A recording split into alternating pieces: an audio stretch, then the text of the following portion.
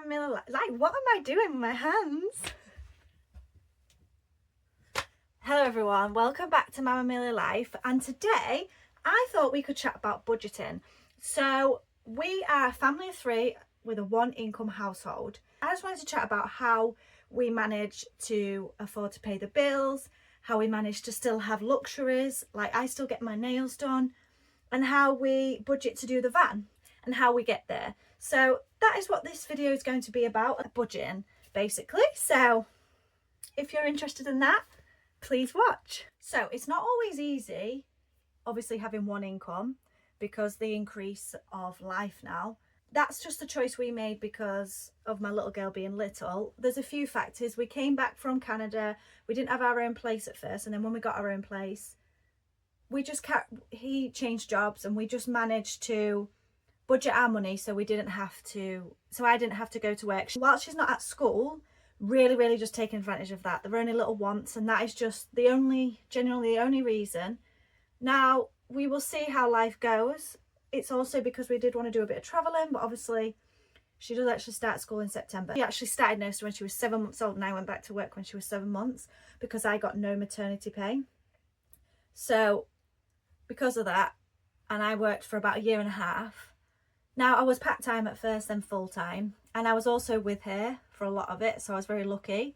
I don't think I could have done it at 7 months if it wasn't just me and her. We just did 5 hours in an afternoon, and 2 hours of that was nap time, and I was in the room with her the whole 5 hours. So it was a way of me earning a little bit of money, but also being with my little girl, so we could survive because we was in Canada and we needed that second income. Now, because of our situation now and where we live, it is a little bit cheaper and we manage.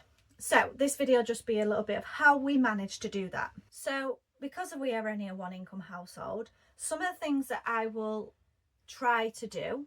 Now, obviously no one's perfect. If there's something special or we are traveling and going away or on the road, then we do things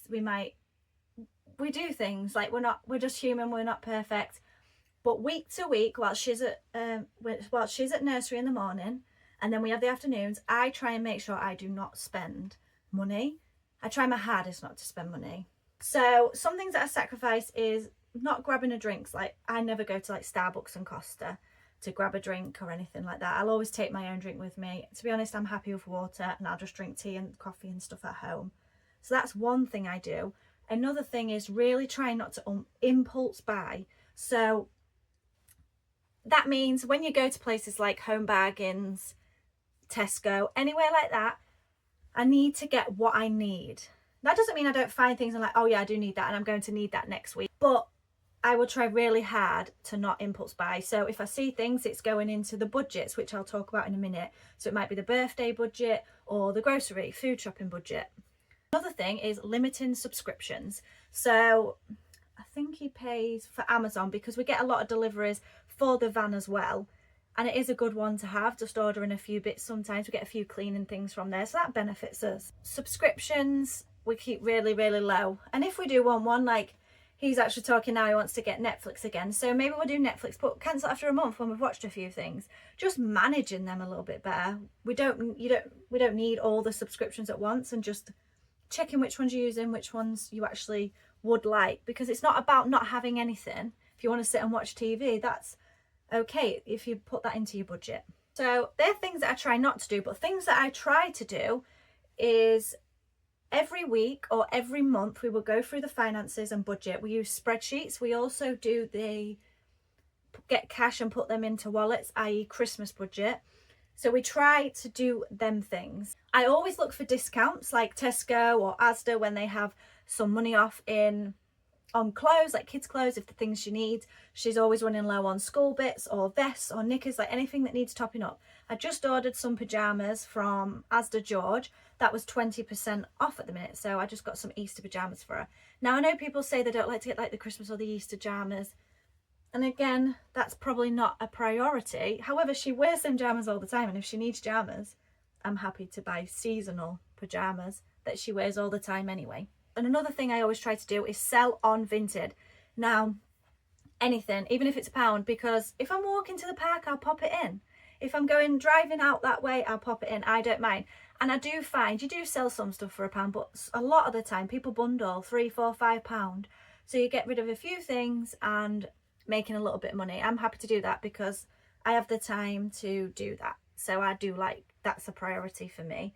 Just making sure that people get use out of them as well. A lot of their things she just literally outgrows. There's nothing wrong with them. And for me, I don't buy off Vinted, and I know people say you should buy second hand. For me, I've not had good experiences buying off Vinted. One thing didn't come, one thing came wrong, one thing never even got sent. So I've tried a few times and it just doesn't work. So that is what I do and don't do to allow me to stay at home. I did just mention we use spreadsheets. My partner fills it in, we update it. All our transactions, all our accounts are linked to it. It should be exact to the penny. So we do update that every month. That is something we do prioritize. And it doesn't matter if you have a bad month. You just start again the next. We're not perfect, we're human. So what we do is we have lots of categories. Now we try to stick to 50% is your needs. So like your rent, your bills, things like that. It is hard, but trying to keep that cost as low as you can, looking around. Like we just renewed our car insurance. Basically it went from I want to say 70, 80, and I think now it's about 20, 30 pound a month.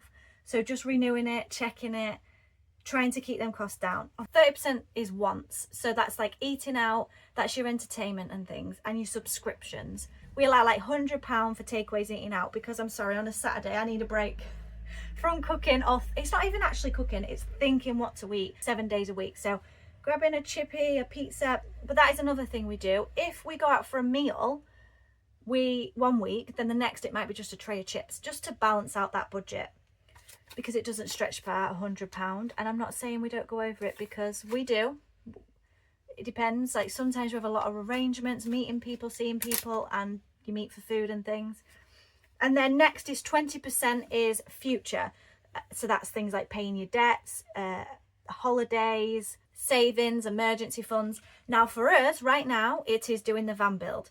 Now with the van build, how do we find money for that? Now basically it is whatever money we have left, and he will spend that on the van to get it ready. And as you can see, actually he's been doing all the fabric. How nice does this look?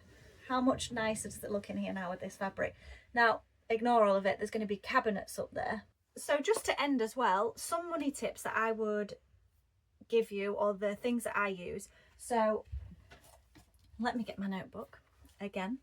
Number one, I would say food budget. So stick into a budget. I just go online and I manage it online, always meal planning everything, and having meals for a couple of nights, because having leftover, you're already buying them certain things and they can stretch for a second night. Another thing, I always find free things for us to do. Now that is easier, I think, because of her being younger. So we go to free play groups, and then we just go to parks, just go to field to kick a ball. We go to the sand, the beach. Sometimes it'll be things like I've got a couple of pounds in my purse, so we will go to the arcades. It's just little things like that. So free activities that we can do. That might also include just visiting family, going there for a cup of tea and a bit of cake. We do that. Go to different people's houses. The third one, which I've already mentioned, is selling on Vinted, just to make a little bit more money. My last one is for the van build. My partner's doing it, so he's not buying pre-made things, pre-built things that you like van build packages, or getting someone to do it. He's doing it himself. Now I'm not saying it doesn't cost a lot of money still, but he is trying to do all that himself to cut the cost down. So they're the 4 things that we're doing. Now there is other things. I know there's loads of apps out there you can save money on and make money from. If you can do any of them, that's brilliant. So that's everything. I just basically wanted to say how we budget as a stay-at-home mom with one income. If you've got this far, thank you so much for watching. Please let me know how you manage your budget, any tips that you have or can share. I would really, really appreciate it, because basically I just try not to spend money. But if anyone has any useful tips or any little ways that they make money, don't forget to like and subscribe. And thank you so much for watching. Bye.